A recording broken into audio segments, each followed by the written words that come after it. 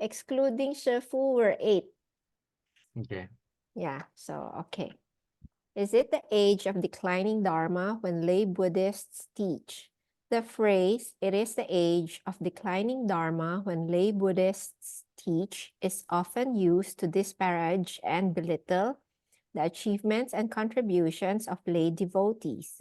In reality, lay people have made significant contributions to Buddhism throughout its history. Vimalakirti, a layman during the Buddha's time, expounded and propagated the Dharma in a number of locations. Did the Buddha commend him for his efforts to spread the Dharma? To teach the Dharma, Vimalakirti even manifested physical illness to chastise the numerous arhats who practiced the two vehicles. Moreover, despite being a lay woman, Queen Srimala taught the Dharma and emancipated children. Isn't the sutra on the lion's roar of Queen Srimala still in circulation today? Likewise, Manjushri Bodhisattva also respected and recognized the 8-year-old Sumati, described in the Sumati Sutra as a teacher. If lay people were able to teach the Dharma during the Buddha's time, why is it considered the age of declining Dharma if they do it today? Furthermore, lay people played an important role in the spread of Buddhism from India to China. For example, Emperor Wu of Liang expounded the Dharma in his imperial palace. Prime Minister Pei Xiu established sutra halls. The debate between King Milinda and Bhiksu Nagasena over the Dharma influenced Greek culture and philosophy. So then on my screen next is Peter. Some lay devotees have offered their homes to be used as temples. Throughout history, while others have undertaken various wholesome deeds to help spread Buddhism, Xi Lingyun, Wang Wei, Li Bai, Bai Zhi Yi, Liu Yuxi, Liu Zongyuan, Li Shangying, Su Shi, Huang Tingjian, Wang Anxi, Xi Zuxi, and Tan Xiangzhu were among those who wrote poems and essays to propagate the Buddha's teachings. Buddhist literature would not have existed if it had not been for them. Is this also known as the age of declining Dharma? Lay devotees, in my opinion, can aid in the spread of Buddhism. This is not only a manifestation of equality across the fourfold assembly and worthy of praise, but it is also accords to the fundamental meaning of the Dharma. Without layman Yang Renshen's construction of a Jetavana hermitage and Jingling Sutra publishing house, while Buddhism was on the decline in the mid-19th century China, there would not have been outstanding Buddhist monastics like Master Taishi and Venerable Renshen. Another example is Mrs. Hadun Liu Jialing, the founder of Huayan University in Shanghai, who enjoyed giving Dharma teachings. Similarly, without lay people like Zhang Taiyan, Liang Qichao, San Yat-sen, Wang Xiaoshi, Yu Zibao, and Chen Hailiang, would there be humanistic Buddhism as we know it today? In particular, Zhao Puchu revitalized numerous Buddhist temples following the Chinese economic reform. Buddhist scholars include Zhang Taiyan, Tan Xitong, Cao Yuanpei, Liang Qichao, Hu Shi, Fan Litian, Liu Yulei, Lai Yonghai, Qing Bing, Fan Guanchen, Qing Gong Ren, and Qian Zhenzong began organizing forums and publishing books. These professors, scholars, and lay devotees who propagated the Dharma are too numerous to count. Not only were they able to give lectures, but they could also promote the Buddha's teachings through writing and teaching. It is partly due to their efforts that the government of mainland China has recognized Chinese Buddhism today. Their contribution to Buddhism can be said to be greater than that of monastics. I'll pass it to Sheila.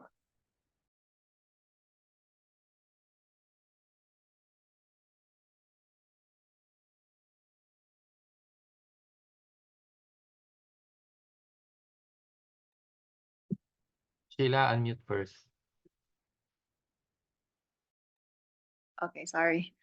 As monastics relied solely on temple admission fees to make a living, lay practitioners have become the primary means of spreading Buddhism. Without lay Dharma propagators, how could Buddhism possibly have survived? Furthermore, how can Buddhism exist in Taiwan today without the efforts of lay people and intellectuals in sowing the seeds of humanistic Buddhism? Among the many, there is Chen Mu, Tang Chu-yi, Mo Sung-san, Chang Garma, CC, Cho Suan-te, Li Ben-nam, Chao Hang-ti, Li Su-kwan, Chu Jing-zhou,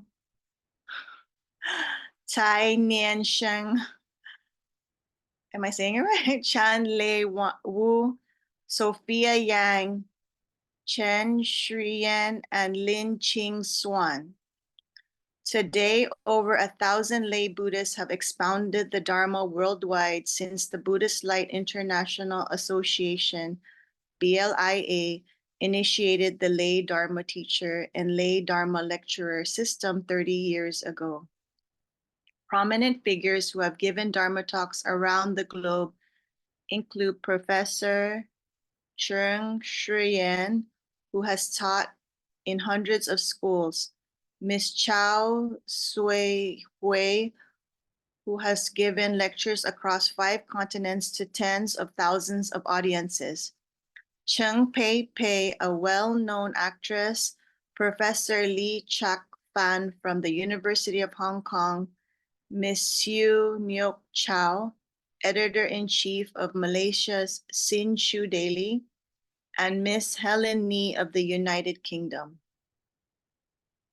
Nowadays, teaching the Dharma is not limited to only Buddhists. For example, Christian pastors, Catholic priests, and even friends of Po Guangshan who have yet to take refuge have all contributed to the spread of Buddhism. Among the many are Charles H.C. Kao, Stanley Yen, Dr. Charn Ven Chen, Li Tao, Kai Fu Lee, Emil Shi Zhensheng. Friends of the Dharma, such as the late Archbishop Stanislaus Lo Huang, Hai Xianyang, a Muslim, Dr. Stanley Weinstein, a Jewish professor at Yale, Dr. David Chappell, a Christian professor at the University of Hawaii, Dr. Sanders, an American professor, Dr. Goran Malmqvist, a sinologist and member of the Swedish Academy, have held public discussions on Buddhism in Taiwan. Okay, who's next? How about Jerson? Are you there, Jerson? Okay, good evening. Okay, is there any harm done to Buddhism by lay people teaching the Dharma? The real danger lies in a faith that contradicts the Dharma and therefore leads people astray. People with such skewed understanding, in my opinion, have undermined the Buddhist teaching of equality among sentient beings. According to the Buddha, there are 5 different types of people who can teach the Dharma. Yet, some narrow-minded individual claim, in the name of the Buddha, that lay people are not permitted to expound the Dharma. On this topic, the wild fox gong comes to mind, in which practitioner was born as a wild fox for 500 lifetimes due to a single difference between the phrases not subjected to karma and not ignorant to karma. I was I wonder as to how these people who have made such nonsensical remarks feel about the law of cause and effect and karmic retribution. Hence, I would like to make an appeal today. The Buddha has always maintained the equality of the Buddha nature among all beings. Not only can lay people teach the Dharma to liberate people, but it has even been said that a fox could expound the Dharma in the past. Therefore, let us appreciate the lay practitioners who have propagated Buddhism and assisted in its spread. These righteous and eminent practitioners and friends are not in the wrong. They have contributed to purifying society, settling people's mind, and propagating Dharma through incalculable meritorious deeds. Apart from the people mentioned above, there are still many others who have promoted Buddhism, to whom I apologize for not recalling and listing their names here.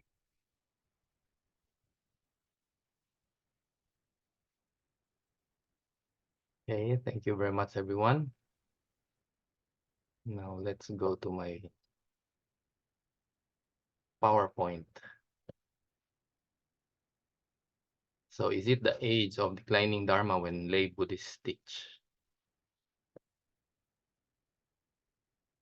So as mentioned in the article mentioned about Sumati.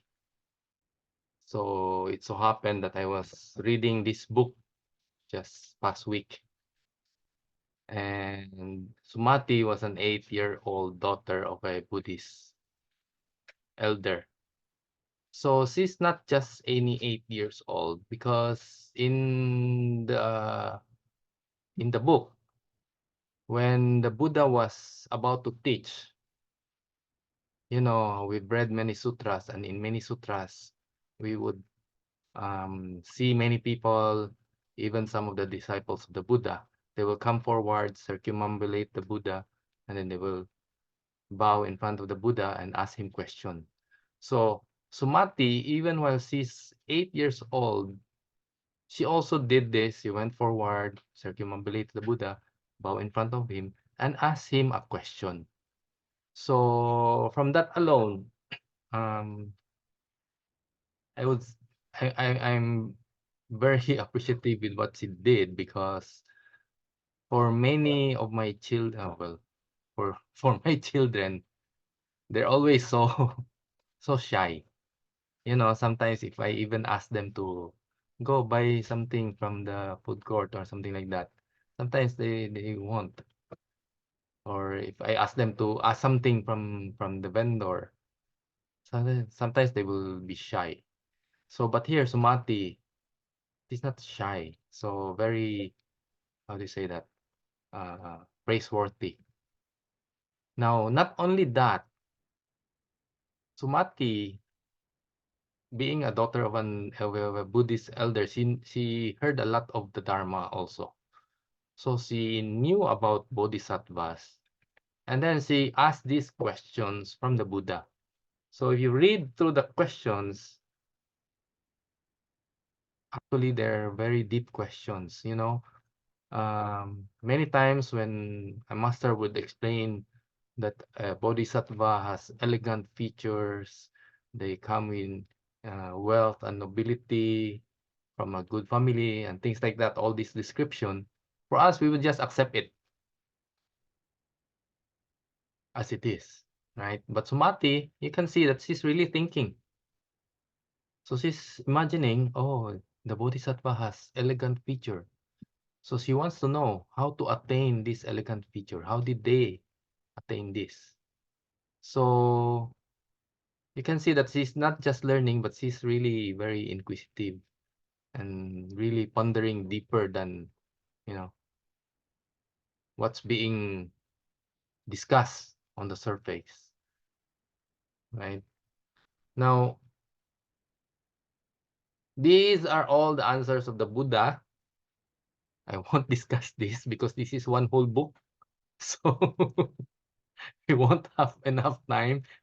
If you want, I post this here. If you want to see the answer, let's say you want to have an elegant feature, you read, you capture the screen now so that you'll know, right? And in all those 10 questions, the Buddha gave 4 answers on each question. Okay, so this is a very nice book. Venerable Master Xing he changed it to 10 path to happiness. So that's why I was reading this. See how we can be happier, you know. So this is Sumati, right? So because of these questions, the Buddha was able to discuss about all these things. Okay. Now, if you want to know more, you can also copy this. There's a 6-part series video on YouTube under Fokwangsan English Dharma Services. So this is a 6-part YouTube, maybe 15 to 20 minutes video. So it's not very long. Okay, so you can check on this also if you want to know more about the 10 path to happiness. Yes, I'll try to paste the link later. Remind me. I'll go on with my, because I cannot copy this for now. I have to stop my sharing before I can copy. I'll copy it later. Okay. So in that Sumati Sutra, if you read the Sumati Sutra, it was mentioned that Manjusri praised her. And then they have a conversation. Manjusri asks additional questions to Sumati. Like, what are bodhisattva practices? Is there any hidden meaning to what you have said? And Sumati answered these questions. Can you imagine? So the Buddha, after hearing Sumati's answer, he also praised Sumati and said that Sumati's answers are correct. So you can see that Sumati really have a very deep understanding of the teachings. Now, moreover, the Buddha said in a previous life, 30 kalpas before the Buddha vowed to attain enlightenment, Sumati made her own vow that she wants to learn and continue. And also, Sumati was the previous teacher of Manjusri. So can you imagine? She was the teacher of Manjusri. But there's another thing here, because Sumati is not yet a bodhisattva, but Manjusri is already a bodhisattva. So sometimes, you know, when we teach, we don't know who we are teaching. We teach someone may progress faster, right? So who knows? All of you someday will be a bodhisattva or a Buddha already. Please don't forget to come back and teach me how to become one. Okay? So Manjusri had an incredible realization. He then stood up and walked over to Sumati and bowed before her, declaring what good fortune it was that they met again in this life. See? So that one, Sumati was a previous teacher of Manjusri. So that article also mentioned Queen Shimala. Queen Shimala she's called a queen, but she's actually a daughter of an existing queen at the time of the Buddha also. So in this sutra in chapter 2, you can read that she has all these 3 aspirations. Remember we had topic also with regarding aspirations, right? Before. So Queen Shimala, in the presence of the Lord, or the Buddha formed 3 great aspirations.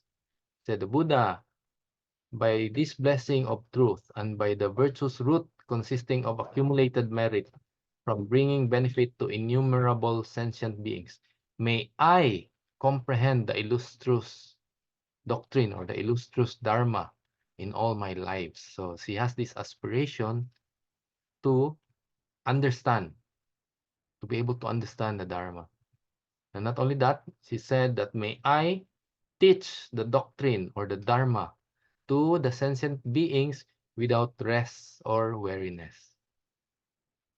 And then the third one, she said that may I seek to protect and to uphold the illustrious doctrine or the Dharma. So this is her third aspiration. So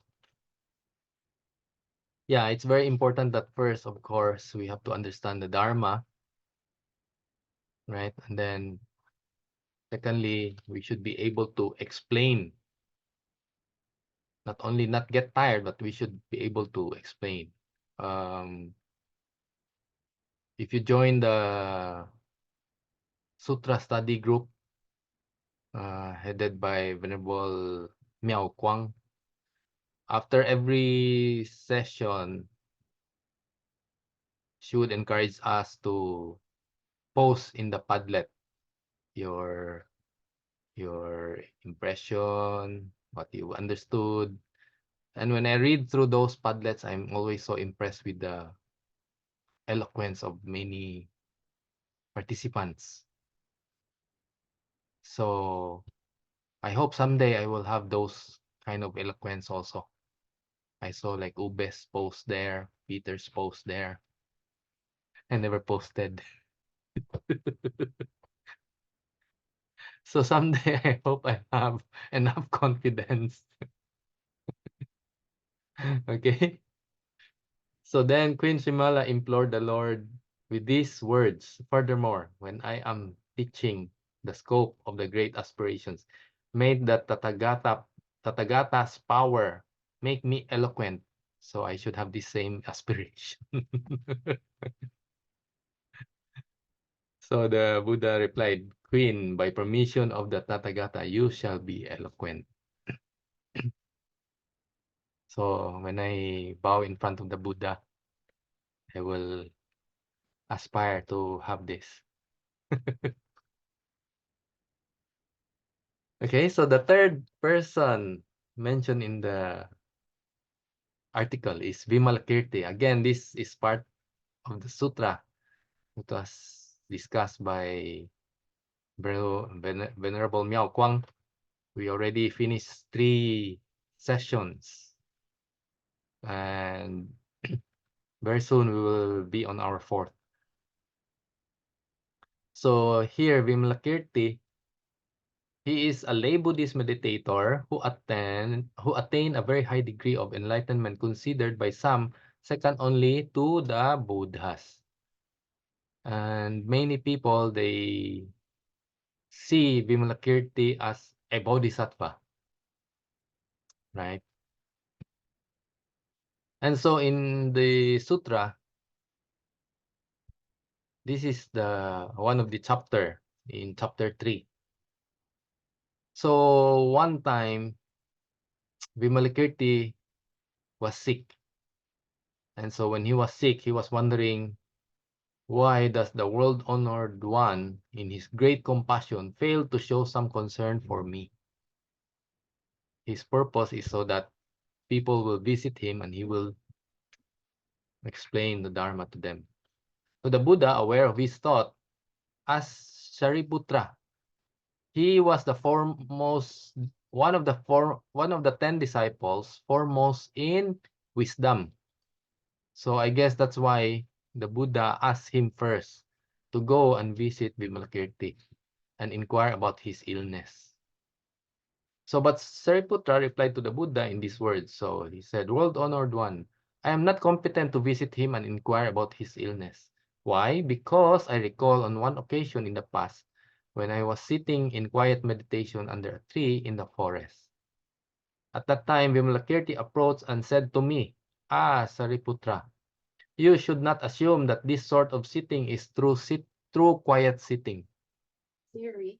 Quiet sitting means that in this threefold world, you manifest neither body nor will. This is quiet sitting.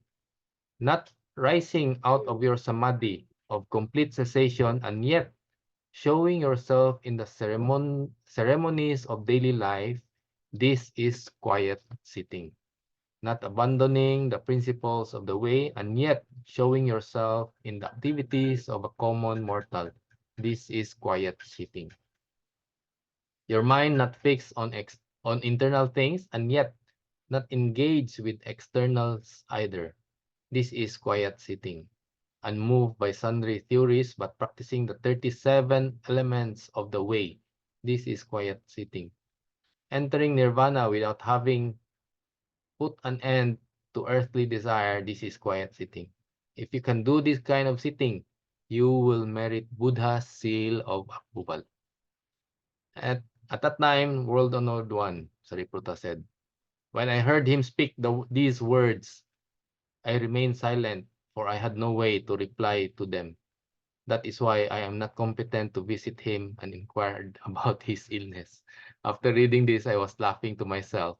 And then my daughter, who's just in front of me, he was wondering and asked me, why, Dad? Why are you laughing? I said, and then I read this to her and said, after what Vimalkirti told Sariputta, Sariputta was like, don't know what to say.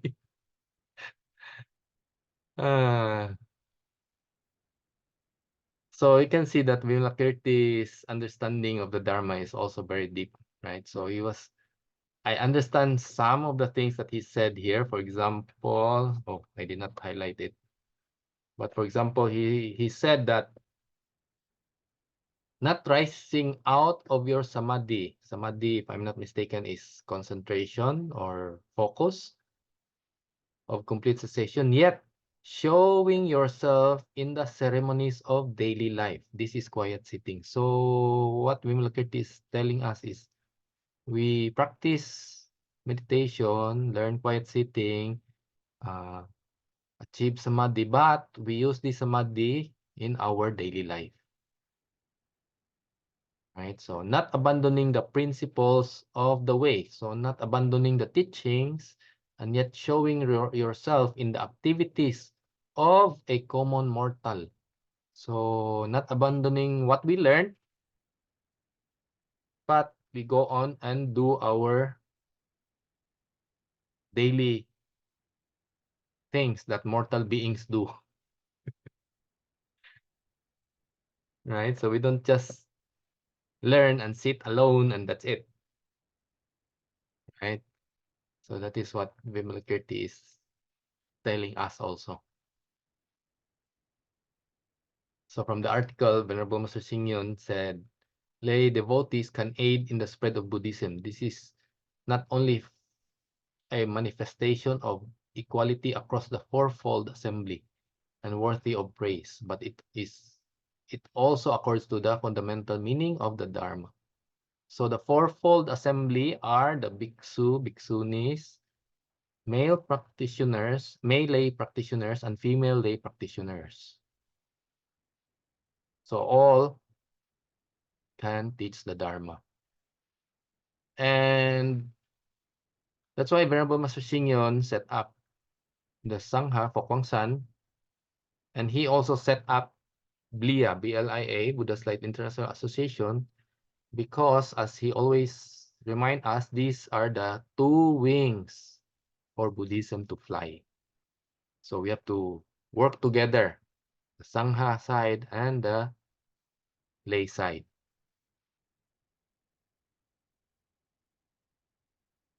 Okay, so there are 5 kinds of beings that can expound the Dharma. So the Buddha can expound the Dharma, the Buddha's disciples can expound the Dharma. Seers, I think these are people who have some maybe supernatural powers. Devas and manifested beings. So I asked Master Yohoy, therefore, which of these 5 do I belong to? So she said, you are a disciple of the Buddha. But even then, as a manifested being, we can expound the Dharma. So, you know, as long as we manifest as a being, we can also expound the Dharma, right? Why? See, not only can lay people teach the Dharma to liberate people, but it has even been said that a fox could expound the Dharma in the past. So that's manifested being. Even a fox can. So the article points to this.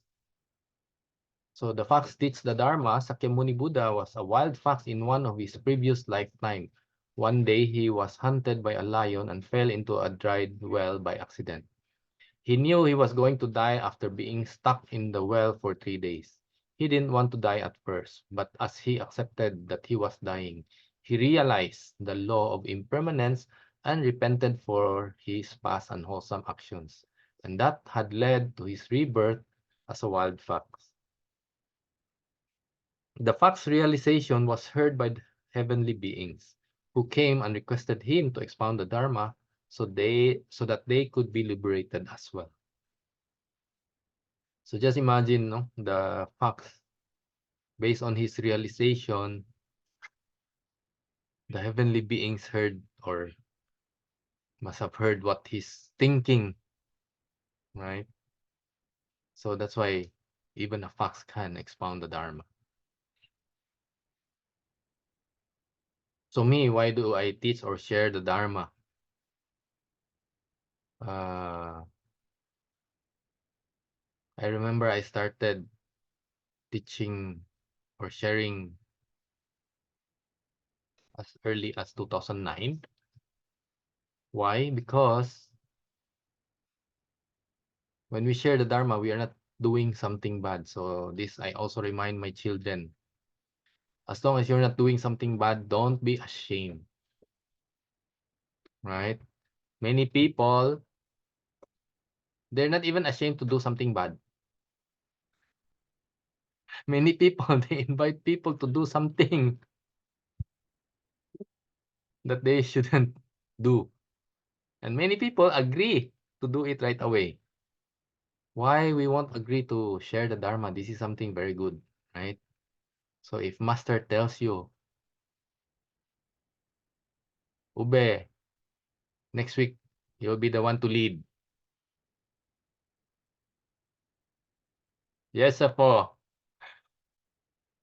Sorry, I'm not a bubblehead. I cannot just say yes. I have to really consider what I will, if I'm capable. You can, I'm sure. Anyway, so second, I believe that no matter how little Dharma we know, someone may benefit from it. So that's my main reason. Rajal is here also. We started learning together. When was that, Rajal? Maybe 2007? I can remember Mga it around murag 2006. 2007 to ya kay college man ko ako to. Yeah, or late Taon na 2007. College pa lang siya nung 2007. Thank you. I'm so old.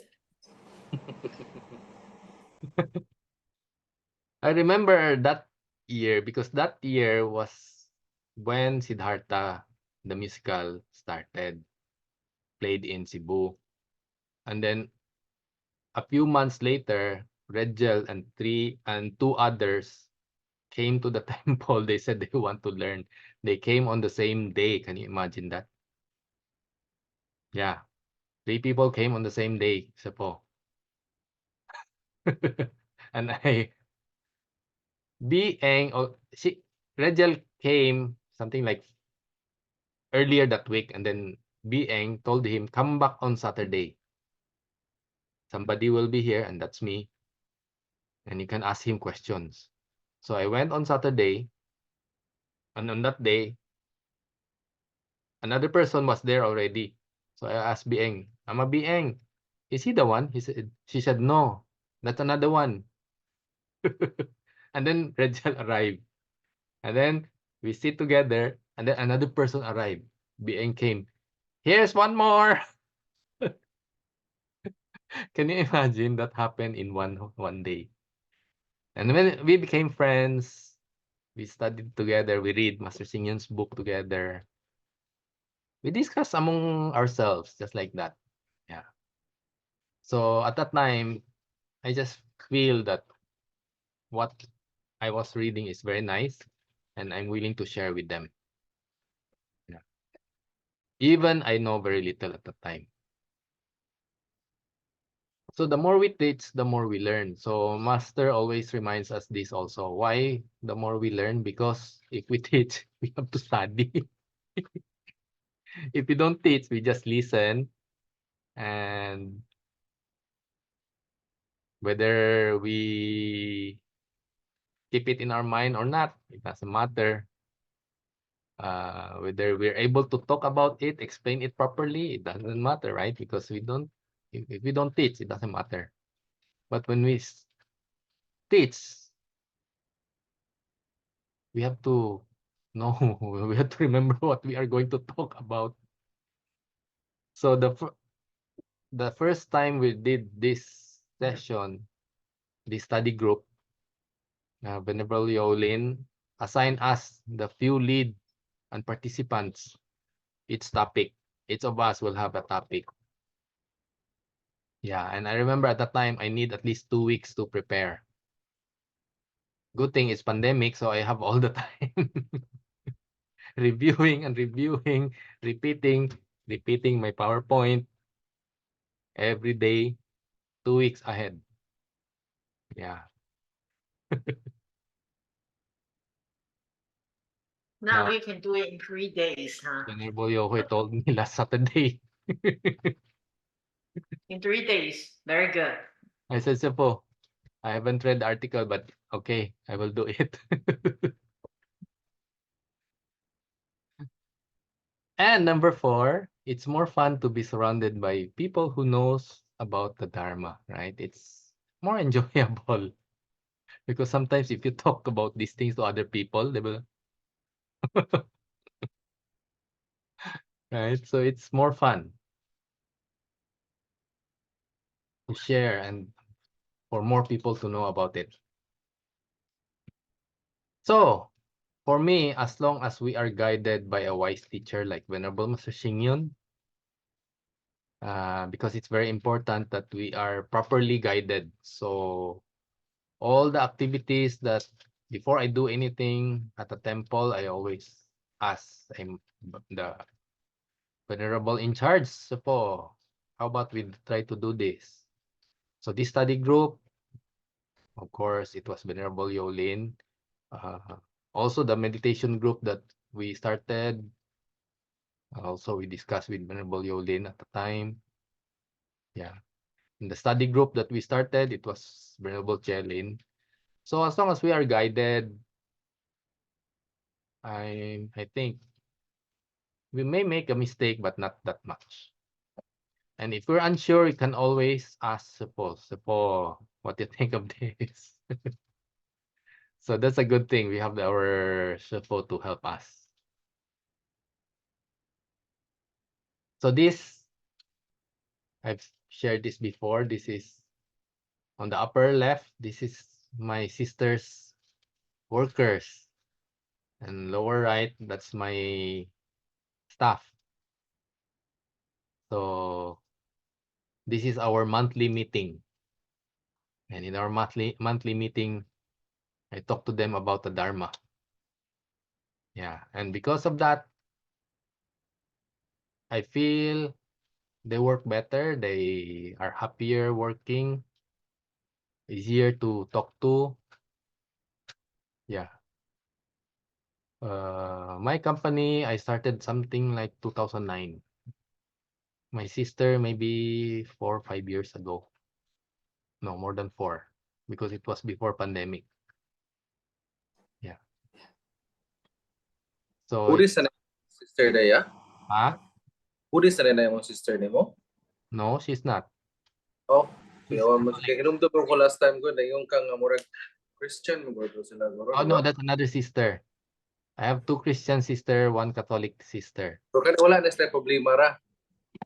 No, this company was headed by the Catholic sister, and she's very open. So, and she saw the benefit. That's why after pandemic, when she learned that, oh, I already started my meeting with my company, she said, oh, why don't we have our meeting? So she really liked it also. Ay mayo.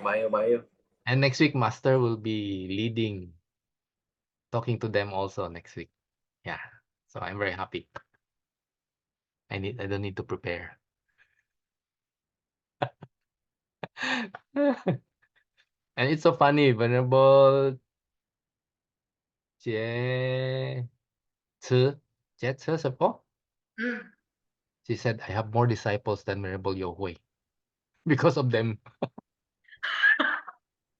Yeah. I laughed when she said that. Ay. Anyway, so this is Dr. Mage Purino. We met in 2010. At that time, I don't know how they were invited to Life Anchan. So two professors from USC went with us together with Redgel and Marlon to Life Anchan. I think it was the first Life Anchan in Taiwan. And since that time, maids have been helping us at the temple. In fact, our meditation group, it was maids, me, and Redgel. We started it, the three of us. Yeah. But now she lives a bit far, so that's why she's having difficulty helping in the meditation group. But maids has gone a long way.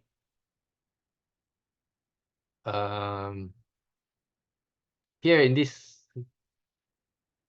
session, well, she attends so many sessions together with Fokong San, Taiwan, and this is one of them. Book discussion on humanistic Buddhism.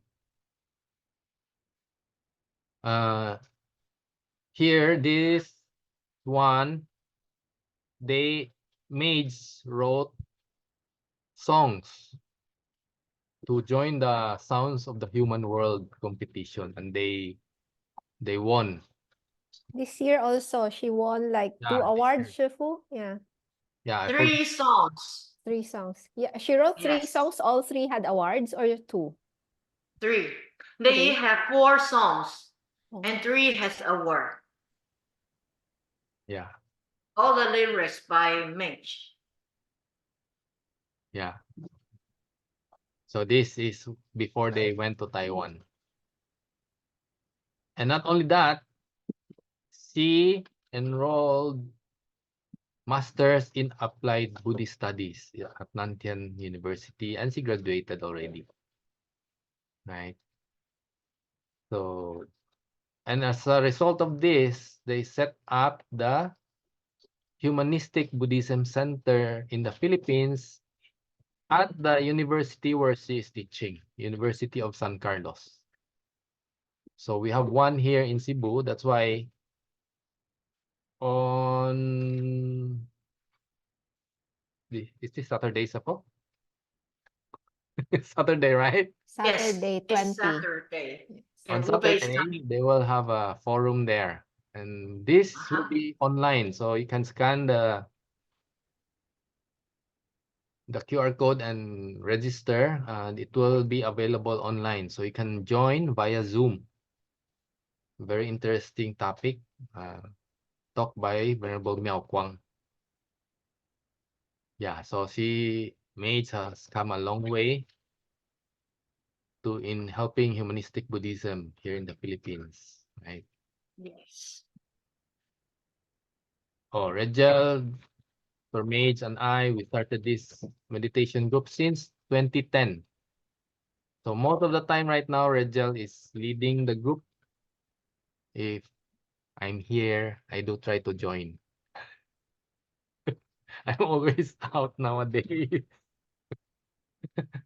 Yeah, but this is a fun group because many people are attracted to meditation. So it's a good way to impart humanistic Buddhism to them. In fact, Gerson, Lloyd, oh no, not Lloyd, but Gerson, Tony is here also. Mads is here. They're from the meditation group. Yeah.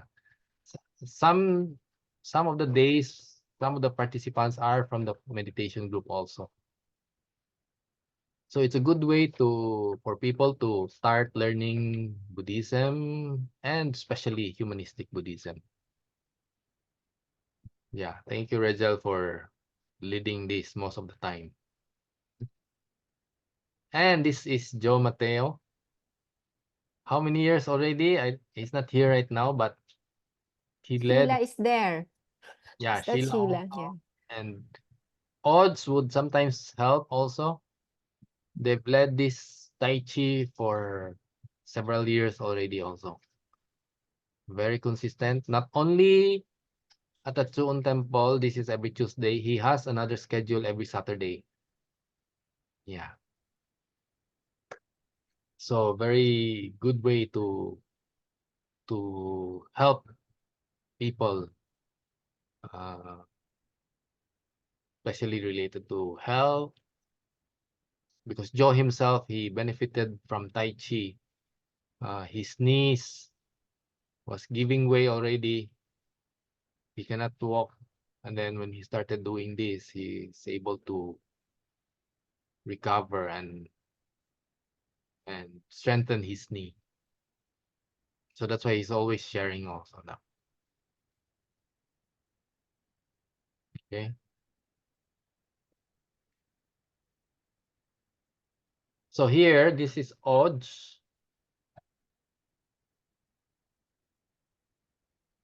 Odds started coming to the temple because he met our departed Blia member, Susan Tan.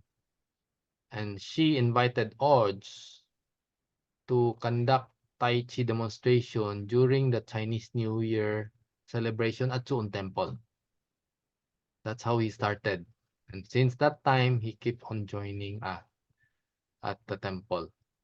So this was just recently, maybe 2 weeks ago. He is the president also of Ikebana Cebu chapter. So that's why they had a exhibit. Yeah, and in his exhibit, many times he would include the Dharma, especially about impermanence. You know, the flower is beautiful, but it's also impermanent. And sometimes he will use a wilted leaves, for example, as part of his arrangement to show that there's beauty in, you know, in every aspect of life, whether it's fresh flower or wilted leaves or wilted flowers. Yeah. And this one, he conducted a full moon cacao ceremony at Chuon Temple. Yeah, so people who are interested in cacao, they join and then they learn meditation, right? And this, he did exhibit a few years back. You notice his painting, there's a Zen circle, right? And he used his painting also because Odds is very artistic. He makes beautiful gowns. He likes calligraphy. He likes painting. He likes flower arrangement.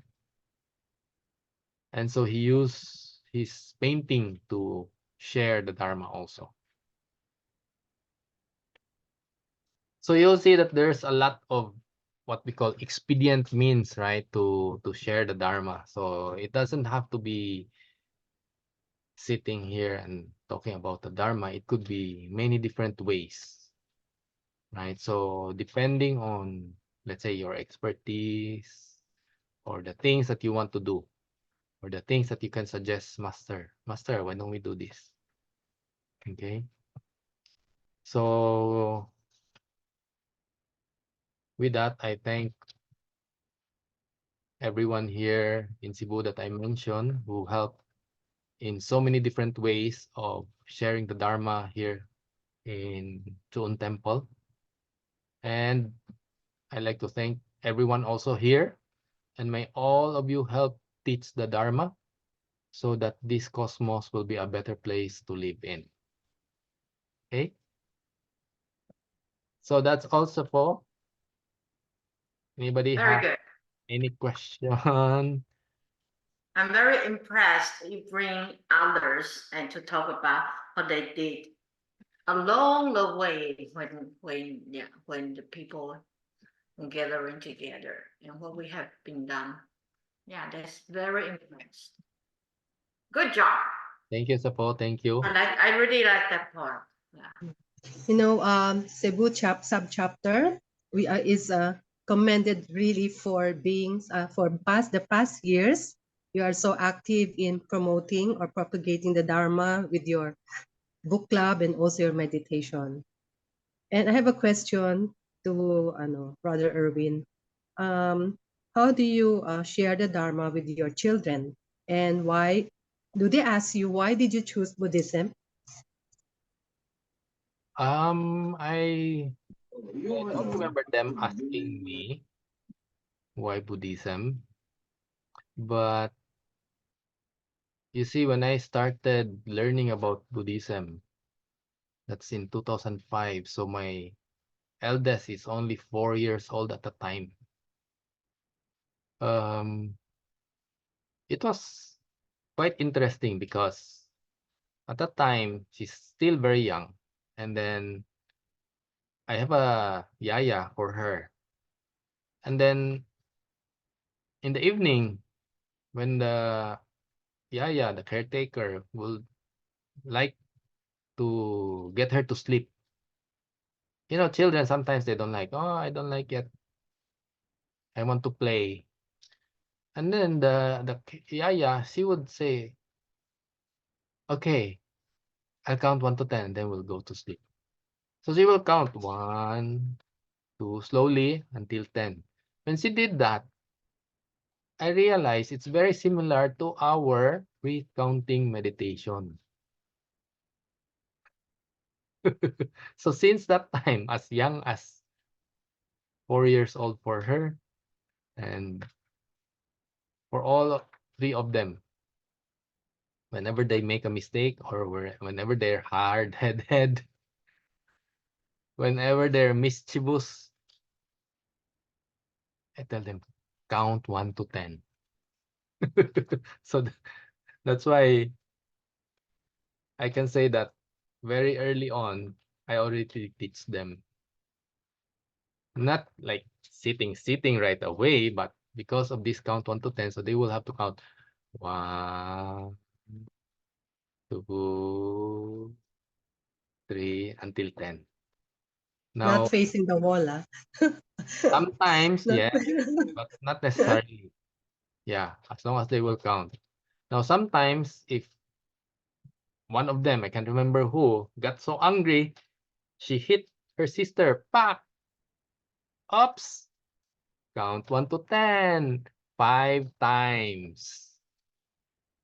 Of course, they don't want to count. So, you know, they will try to remember not to hit their sister. Oh. Now, the good thing with this, actually, I gave them 2 choice early on. Okay? Do you want to count or do you want pitik?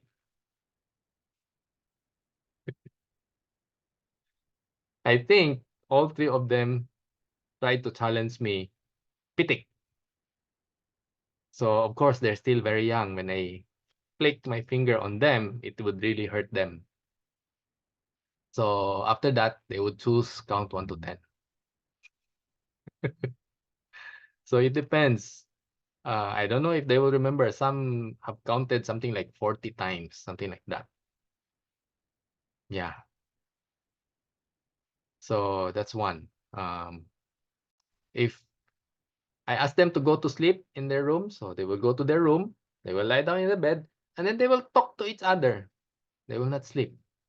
So I will go to their bed. I will tell them, who do not want to sleep, go outside.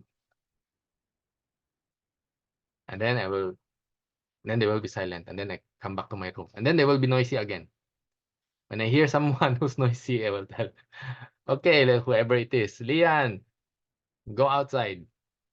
What will I do? Go outside and count 1 to 10 until you want to sleep. So of course, when they go outside, they will count 1 time, and then they will go back right You away. have early training in meditation, ah. Yeah, basically. So I keep doing that, and even if we're outside, we're at the mall, they're mischievous, I will tell them, "Shh."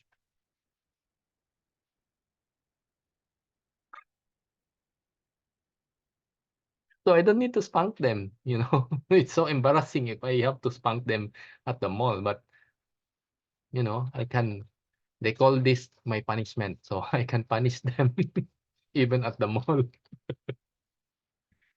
Yeah, so it was later on when they're bigger na, I bring them to meditation if we have time. I bring them to even Dharma talk.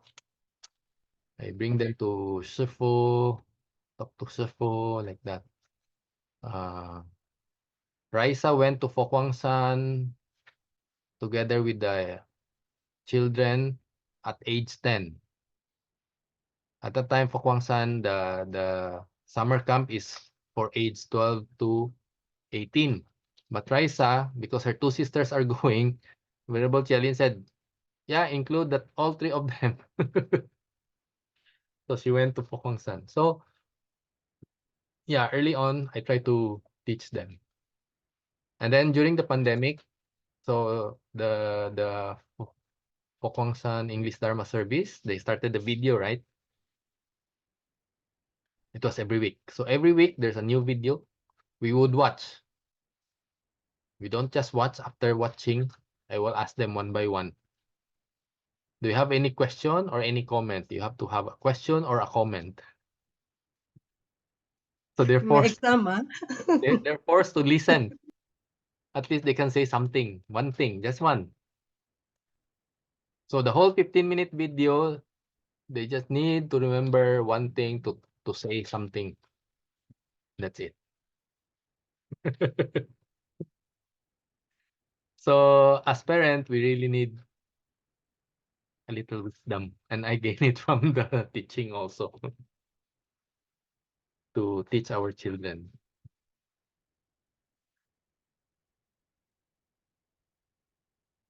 Any more questions? Of course, nowadays, sometimes I send them, even Master Venerable Yohui send us the everyday. Sometimes I send it to them also, especially if it's relevant. Yeah. Of course, I post on Facebook every now and then. I ask them, did you read? Did you did you check my post? Do they have to give you feedback? One time before, I do ask for feedback. Yeah, but now they're quite busy. So every now and then I'll just talk to them. I talk to them when we're together. Yeah, I share whatever. Like that's Shifu, they always share also if you're with them. Sometimes they will just tell you stories. Yeah, sometimes they'll just, talk about something. I Yeah, I think do that. they're very fortunate because they started they heard. I mean, you practiced already when they were toddlers. So they're fortunate because formative years already with Buddhism in the house. Yeah. So it's not really something very difficult for them, right? It's more challenging for, let's say, a household like, let's say, ours that were really grew up Catholic, right? Or some households grew up a certain faith. And then you inject what you've learned also later on yourself. So that one is more challenging. Sometimes, for example, Mm. when my daughter went to Spain, Mm. I told her, you're studying here, it's a good opportunity for you, not only to study, but to meet and gain good affinities. So, of course, we learn it from our study group, right? But I don't need to tell them that it's from our study group. So we just want to make them understand that we are there to meet more good people, not to meet bad people, right? Because sometimes they're not careful, they just meet any kind of people, right? So I told her, yeah, this is a very good opportunity for you to meet and gain more good affinities.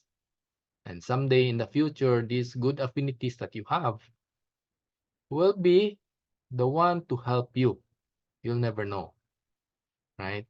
So that's why wherever we are, we use this chance to gain good affinities, not bad affinities. You don't want something that will make you regret, right? So yeah, I mentioned to them about this. It's about the Dharma actually, but I didn't have to say that Master said, right? So again, it's sharing also. So what we learn, we apply, and then we share to whoever we meet. Yeah. Okay. Any questions? Sefo, anything you want to add? I just well about how you educate your daughter. I think that is quite a good way because you are tell them the teaching and not just or tell them, oh, you just have to practice. But for them, they don't know what is practice mean, and they might not need to use it. But you like sneaking in the stuff, but not tell them, oh, that's Buddhism. They will accept. Yeah, I think it's more effective way, and that is me. We've been talking how to spread Dharma to the young people or to the even the younger children. Yeah, I think that is more effective way to do it. So Rachel, Yes, learn the po. way, apply to your son. No, my son teach me, Sifo. I'm just follow my son. Yeah, he's almost one, so you can start to to teach him. Yeah. Yeah. Not just sit there meditate, huh? No, Sifo, you see, my son always go in the temple. When the first thing he go out from the hospital is in the temple. That's the first day. Yeah, but Yeah. he doesn't know what is temple mean. Okay, Yeah. just go to a place for fun. No, later on, Sifo, he will play in the temple at the same time learn in the temple. Yeah, you should. Starting to grow. Your responsibility is make him love Buddhism and love Buddha's teaching and know how to apply Buddha's teaching in life. He understand Uncle Buddha, Sifo, and Lola Kuan Yin. Okay, very good. Oh, by the way, sometimes when we travel with the kids and especially with their cousins also, I would bring a book, and then when we're sitting waiting for the food in a restaurant, for example, I would ask them, read one chapter or one article and discuss. I've done that. At walang patawad. Wala, before you can eat. Yeah, and they will read together with their cousins. Yeah.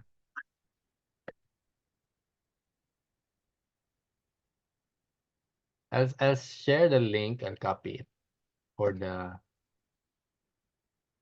Oh, yeah, for the 10 paths to happiness.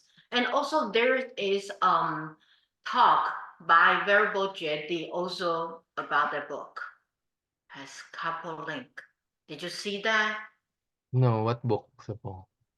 Also the same, the 10 ways to happiness. I don't have that. I have the something like calming the mind, something that. Peter, No, you no, want to share? no, the Gerson was talking about is the link from the Venerable Miao Zhang, right? Yeah, this is the one, Sepo, I shared. Yeah, and then also Venerable JD talk about that. Oh, really? I didn't notice. Uh, I have to search more. um, Okay, Peter. okay, so yeah, because Venerable Miao Zhang's talk has six Yeah. sections. And then Venerable JD. Okay, I'll post the link. It's all in the English YouTube, right? In Yeah, the English Dharma services, yeah. Even the communities of practice held in Venerable Australia JD. also there.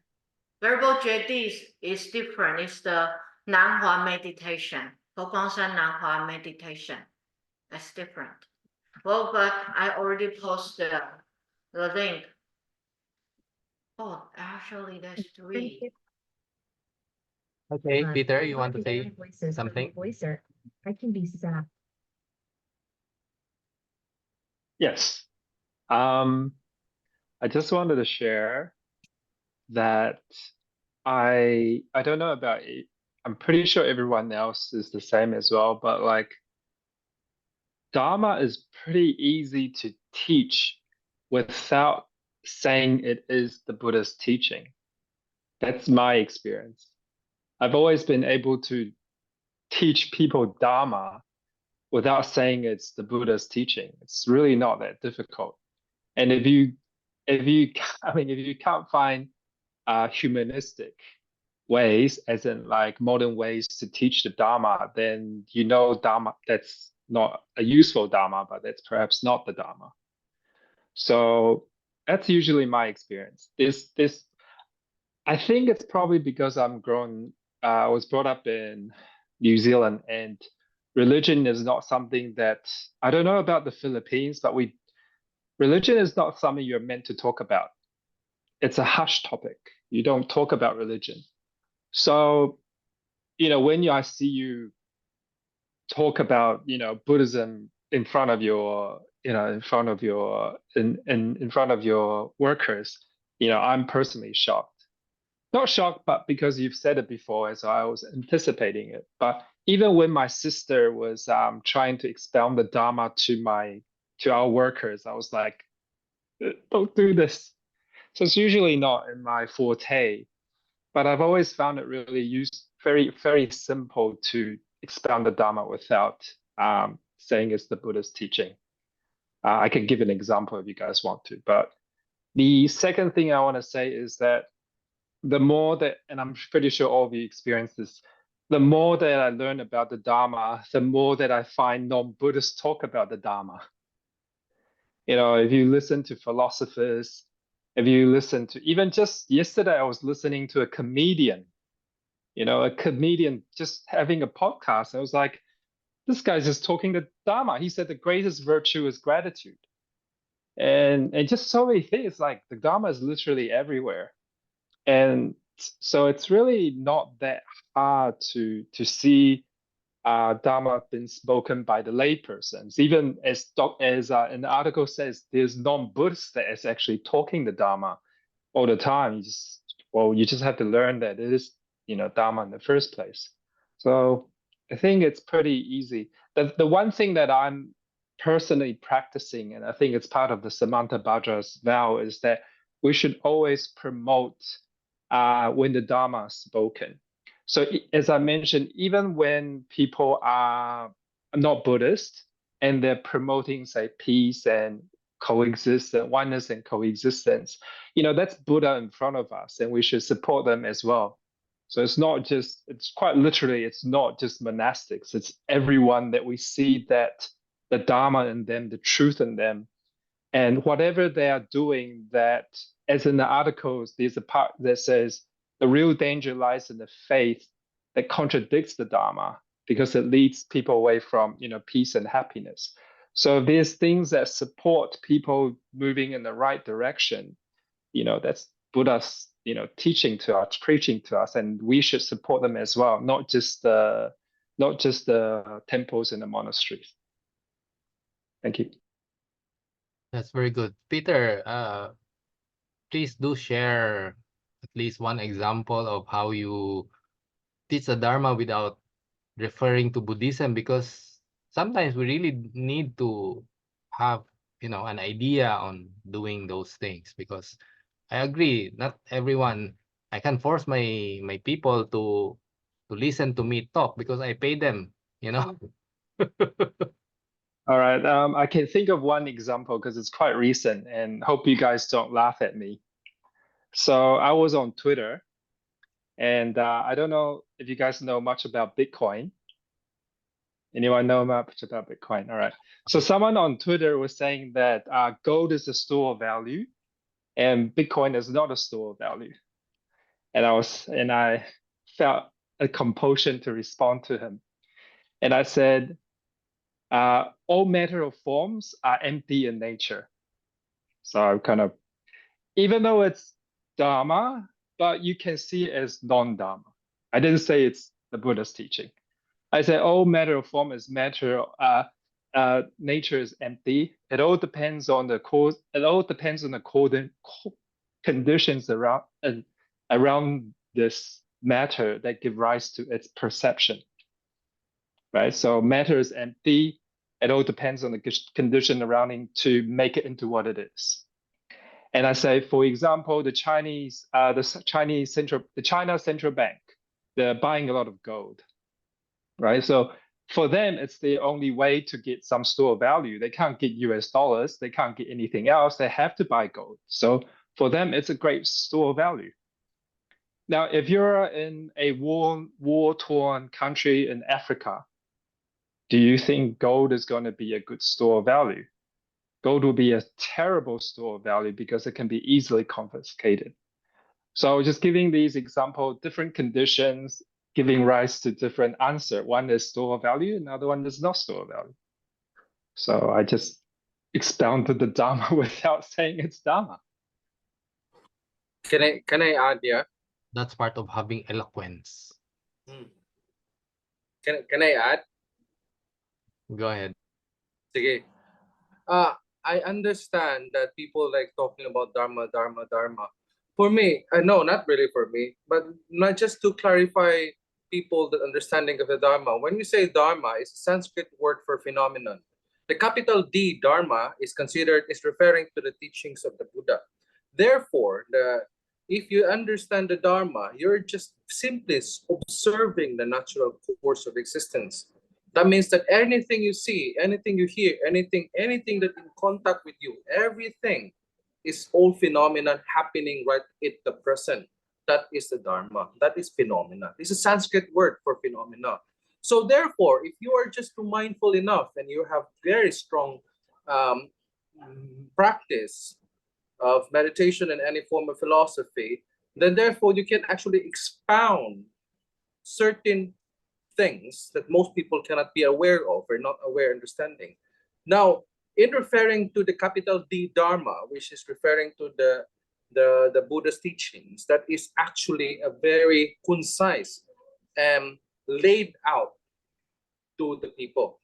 So if you're going to ask me, it's better if people learn the capital D, the Dharma, which is laid down by the Buddha, because that is a very concise and very correct pattern of observation. The Buddha doesn't create that, he just discovered that. And then also, people should understand also that they need to be observant, not only very literal of understanding the capital D Dharma. They need to understand also the phenomena that happening at that very moment. For me, that's the best thing we can expound the Dharma without even naming that is Buddhism. Yeah, that's true. I mean, Dharma, of course, people, even if they don't understand Buddhism or they don't learn Buddhism, we can gain some insight or some wisdom, right? The only difference is the Buddha, he is complete wisdom. He knows everything. So, but for us, we can learn bits and pieces here and there, of course. So that's why, like Peter said, people can share or can mention about the Dharma also, even if they're not Buddhist, right? So that's part of the insights that people can gain. Okay, anyone else wants to share something? Sheila? Yeah, Erwin. Oh, Gerson. Go ahead, Gerson. Then we'll get back to Sheila. No, I just want to say good words um like for me, Kuya Erwin is a very good example of a lay person, just really humble and wise. And that's why I'm everyone, I think, Kuya Erwin, you're setting a good example to the temple and to look after. You're a kind brother to us, and especially you're teaching us and you're sharing your knowledge. So yeah, we're so grateful. I'm so grateful for having you, and also same also with Kuya Rigel. So I think, you know without you guys, I wasn't able to learn Buddhism as well. So thank you as well, and yeah, and we hope that we can continue learning more for by teaching of Buddha and Master Xing. Thank you for your kind words, Gerson. Of course, all of this, like I said, the little Dharma that I learned from Venerable Master Xing, from the different venerables that's helping us. I know no matter how little we know, like what Peter said, even people who doesn't know Buddhism, they can also teach the Dharma, right? So that's why we should use every little opportunity we have to share it. Don't keep it to ourselves. Okay. Sheila, you want to share something? Well, I agree with Jerson that to have laid lecturers in our temple, we're very grateful for that, because it all connects us all together sometimes. Like, the masters usually are very busy and they can't be there for us all the time. So if we have someone we can talk to who knows a little bit and give us comfort and give us some learnings, it's very helpful, you know. So it's good that we learn. And then another thing is that if we share, we can also help somebody with mga issues or problems that they're going through. Because, sometimes in life, if we cannot express to ourselves our problems and keep it inside, it's not really good. So we need to like let it out. And then if someone is there who can share with us the right teachings, it will really help us to overcome whatever issue that we're going through right then and there. So I think we always need to share. And I think that's like what Joe also said too, like, and also you did, that if we want to share, we are forcing ourselves to study, which is something I don't like to study. I don't like homework. So that's one of my faults, is when I go home, I just want to relax. But yeah, I think if we really want to be a better person, we really need to share, because that was how we test what we learned, is by sharing it to other people, and it helps us to memorize like everything too. So that's all I want to share tonight. But yeah, thank you very much for always giving your time to us. Every time we have a question or whatever, it's been Oj, especially like the flower arrangement. Oj, I did it this past Sunday, and I think I was really inspired by all the ikebana that we saw in SM. So when Master said, "Oh, can you do the flowers?" And I'm like, "Yeah, I think I can." So yeah, I've been really inspired to doing the Ikebana lately. I just do my own little arrangements at the house, but and going to Carbone was a different experience too. I'd never gone there early in the morning, but I did it for the temple, and then I learned. So I like that. Yeah. That's good. That's good. Thank you also, Sheila.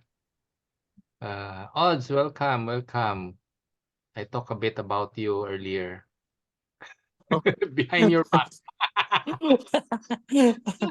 I'm here at rehearsals of Siddhartha. Oh, that's why. No wonder.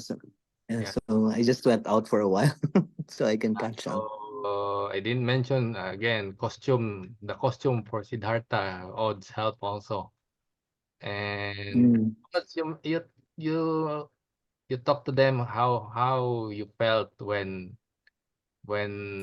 after once there was a time you're in charge of the costume, and then there was a time that you were no longer in charge of the costume. Remember? Then you Right. had some insight there, so you might want to share that.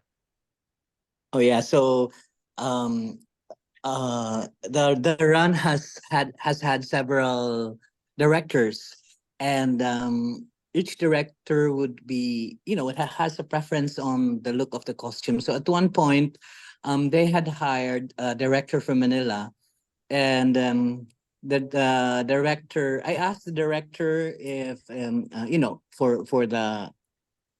for his directions, and he explicitly said that I'll be working with another designer for the costumes. And so when he said this, my reaction was oh, that's good, because then somebody else will learn about the Dharma. Somebody else will benefit from working with the musical play, which is about the life of the Buddha. So um it was a I was surprised that these thoughts came to me. It wasn't a surprise, but what I said, when on hindsight, um I'm surprised that I could have been, clung. I could have had Felt bitter. yes, felt bitter, or insisted on, why are you, but there were no questions in my mind when especially because it was a friend of mine, a designer from Manila, who was going to design, and I felt happy actually that he was going to design for the costumes, because I said, in my experience, when I started designing for Siddhartha, for yes, it was actually very good. It brought me closer to the Dharma. Like I learned about the life of the Buddha because I had to study the book and all that, and I met so many devotees and monastics wherever we went. So I said, he will have this experience. He's going to have this kind of very good experiences and very good affinities. So that was what I was focused on, instead of, oh no, I won't be able to design anymore. I will miss the cast that I have been friends with, or all this. But so I think that it has to do with bringing to practice on your daily life what you learn from the teachings, from the sutras, from what the masters say about letting go, about um about knowing your intention.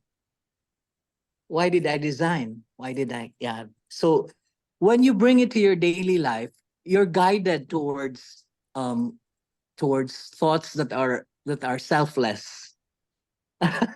So in a way, non-self, because he's a designer, I'm a designer. There's no, the non-duality of designing, but focusing on experiencing what the Dharma is through your work, and being able to share your work, your talent, to an audience, to so many people who you can also inspire through your work. So I guess that was what I you were talking. This is the topic on Lay people um, sharing the Dharma. the Dharma, yeah, right. And when and it's going down. Well, what is it again? It's diminishing. The Uh, is it the age of declining Dharma? Declining declining. Dharma. Yes, it's declining. So yeah. And then the lay people being able to share the Dharma is certainly no sign of decline for me, because in the very first place, the Buddha has always said that each sentient being has a Buddha nature. There is equality Yeah. in all sentient beings. So even my pets when they're sick, so when I whisper to them and tell them, oh, next life you come back as a human being, so that you can learn the Dharma, okay? And then when you learn the Dharma, you can help me. You can take the Bodhisattva vows, and then you can be a Bodhisattva. So all sentient beings, even ants and butterflies. So that thought occurs to me. It's so funny. Hindi ka It's so funny nag-iisa, that OJ. Hindi ka ikaw nag-iisa. din ba, Ube? You asked me for what I was looking for. Kasi I said I wanted to play the, prayers and sutras for the fish in the garden and for the butterflies that come to the garden. Yes, yes. So Diba? pareho tayong dalawa. We're the same. So it's really because you're hoping for the best conditions. And I was very literal in the beginning, when I had taken the Bodhisattva vow. I really lined up to ask Venerable Master Xingyan. At that time, he was still alive. To ask him, Venerable, I'm in the Philippines. It's 80% Catholic. How can I teach the Dharma? There's no way. I'm not equipped. I was gonna ask that, but then I wasn't able to. They cut off already the audience because the master had another appointment, or he had to go somewhere else. So I was never able to ask that, but I did ask Master Miao Ching, and she told me, "Oh, you just give people joy." That's what she said. And then so I said, "Oh, it's a very short answer, but it was very profound because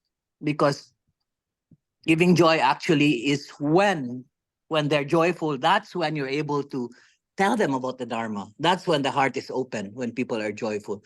And then so I got to study the last course I took in humanistic Buddhism certificate course is visual arts Buddhist art as visual communication. So I said, oh, there you go. That clinched it. So everything that I do, actually, the flower arrangement, the Zen paintings, the all when I do cacao ceremony, all of these things that I do, that's what I signed up for when I took the Bodhisattva vows. So I guess uh because I felt bad, that I thought that, oh no, I'm so inadequate. So very slowly, by studying in Nantian University, and then getting along with people, I'm realizing that, well, I'm just doing what I can, and no need to be overwhelmed by by statistics, statistics on Christianity, on Catholicism, and all that. You don't need to worry about that. You just worry about your day-to-day dealing with people, with other sentient beings. Thank you. Thank you, Oz. Thank you. So the same message Oz is giving, no?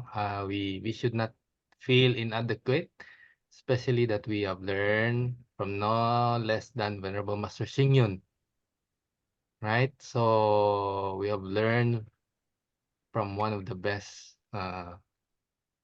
masters, right? So we should use whatever we learn to share in whatever way, whatever expedient way we can, whether in an informal teaching or forcing them to listen to you.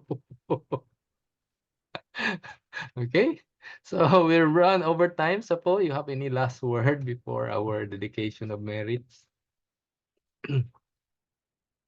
Well, for the this topic is more to share to others, and then don't see you are not good enough, and because Master Xing won't give the more confidence and also the right view to look at how they people to oh, we don't say teach, okay, we say share the Dharma to people. And as long as you have the right view and then you don't tell people, okay, I'm enlightened one, and you listen to me and you will get something. Yeah, you are not like that. We already share what we learn and what we read, and 100% from Master Xing or Buddha's teaching. That is the way we have to keep going. Okay? And thank you for all of you here. So we can have this lesson and we have the temple because Belia and variables together. Yes, always. Yes. Okay, so thank you very much, Sofo. And I'll share the screen for the dedication of merits.